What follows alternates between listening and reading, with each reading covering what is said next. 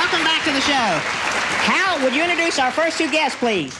John and Greg, I'd like you to meet the world's leading professional Frisbee champion and the president of the Flat Earth Society. Here are Miss Laura Engel and Mr. Charles Johnson.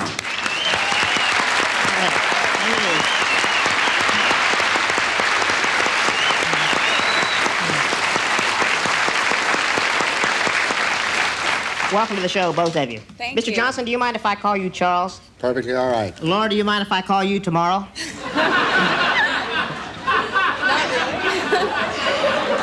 Laura, what made you get into the Frisbee?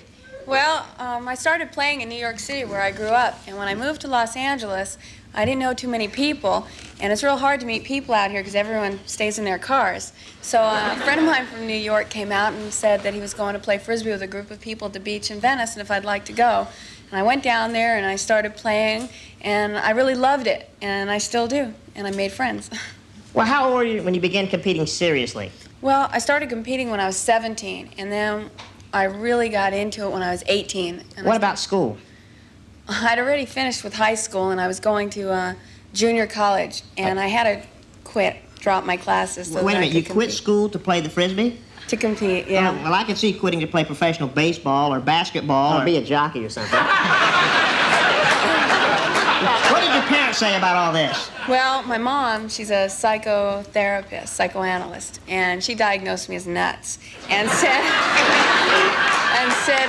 she was really disappointed at first, but then at the World Frisbee Championships, which are held at the Rose Bowl in Pasadena, where I won the overall and all other titles, when she stood there next to me and there was 50,000 spectators and they were giving me a trophy, she was proud and she went running around saying, "There's my daughter, there's my daughter." Laura, is there any money in being a professional Frisbee player or, you know, with the contingencies or endorsements or whatever? Well, yeah, there's manufacturers of sporting goods things, and they give you money to compete at tournaments and give you merchandise and things. And also, they'll pay your playing fare to the tournaments, and you advertise by wearing their T-shirts. And I was told I make a great billboard. Oh, well, who told you that? John did before the show.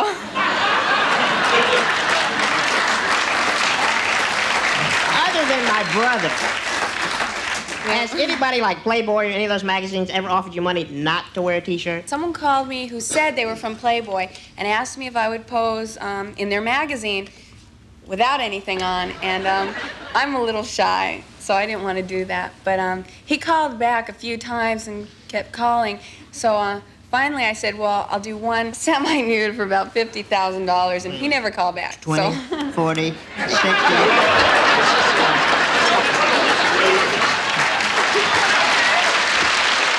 As president of the Flat Earth Society, was there ever a time that you thought the Earth was round? No, I'm one of those people who've never been brainwashed my entire life. If the Earth is flat, then what's on the bottom? No one has the faintest idea. In fact, there may not even be a bottom. Well, when you look up in the sky and you see the round sun and the round moon, how do you account for all that? You know, it hasn't got a thing in the world to do with the shape of the Earth. It's like stepping into your room at night. I mean, you step in on a flat floor and you turn on a round light, and you think, my God, the floor must be a ball. Well, if they're like light bulbs, Nothing to do with it, whatever. if it's like light bulbs, then who turns them on or off, or who changes them? Well, Didn't Christopher Columbus set out to prove that the world was round to a world at that time who believed the Earth was flat? absolutely the reverse. He set out to prove that the world was flat. Up at that time, mind you, in 1492, for over 1,000 years, it was believed the world was a ball. And this is why people thought you couldn't sail far out in the ocean, because you'd go over the edge and would fall off. But he was a Jewish chap who had common sense. He knew the world was flat. Charles, have you ever discussed your theories with, let's say, the United Nations or someone like that? The United Nations is established on the fact that the world is flat. But their symbols are... Wait a minute. The United Nations, remember what the symbol of the United Nations is? Yeah, it's round, right? No, it is flat, and it is a silhouette of the Flat Earth Society map. I can assure you of that. Why isn't it generally accepted that the world is flat, or the Earth is flat? Because crazy Christians, insane Christians, it is a doctrine of the Christian religion that the world is a ball. But of course it is not. It is a religious superstition to believe the world is a ball. Right. How many members are in your organization? There's around 1,800 members all over the world. Are you married to any of them?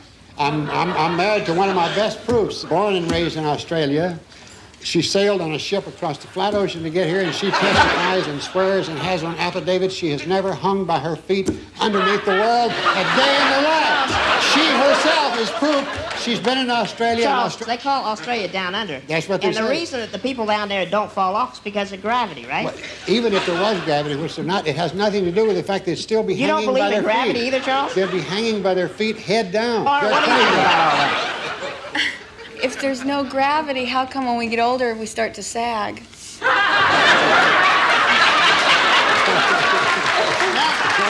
you go.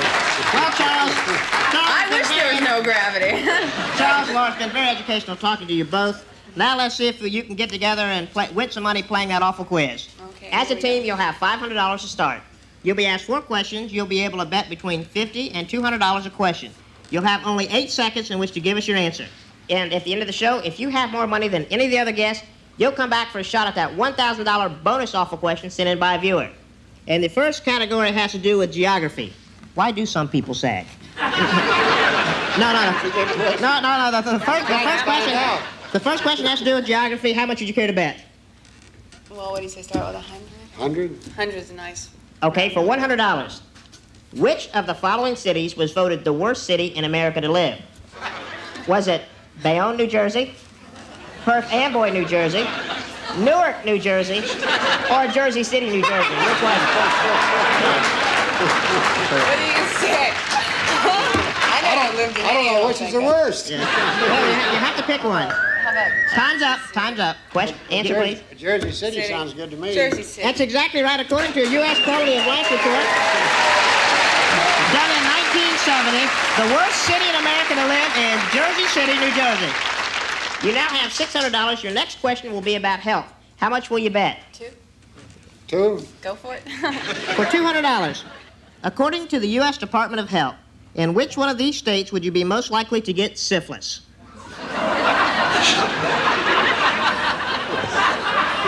I don't write them, I just read them. Would it be Rhode Island, Michigan, Florida, or New Jersey? That was good, bro. You sure we shouldn't stay with Jersey? Well, all right. Uh-oh, we have to decide. Okay, yes, give us your answer. Who's Florida or Florida, Jersey? Florida, right? That's right.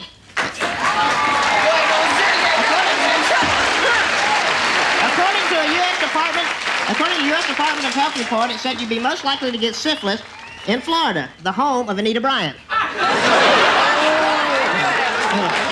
You now have $800, and your next category is movie stars. How much will you bet? The limit's 2? Limit's $200. What does it say, 2? 2. Okay. Great, for $200, which one of the following stars admits to having had silicone shots? Was it Raquel Welch, Jill St. John, Ann Margaret, or Jim Neighbors? Maybe that's what gets all those high notes. Who was it? Jill St. John, Ann Margaret. Jill St. John, maybe? I don't know. Okay, I'd say Jill. time's up. Oh, he Ann said Ann Margaret. Margaret. Okay. Ann Margaret, that's exactly correct. During a performance in Lake Tahoe, during a performance in Lake Tahoe, Ann Margaret suffered a serious fall, and she had to have facial reconstructive surgery, which required silicone. Oh, You have very $1,000. tricky. This is your last category. Your last category has to do with screen lovers. How much will you bet on your last question? 200. 200. Seems to be For good. $200, Clark Gable was the king in Hollywood. But one of the stars who played opposite him said he had bad breath. Who was that lucky star? Was it Vivian Leigh in Gone with the Wind? Was it Ava Gardner in Magambo?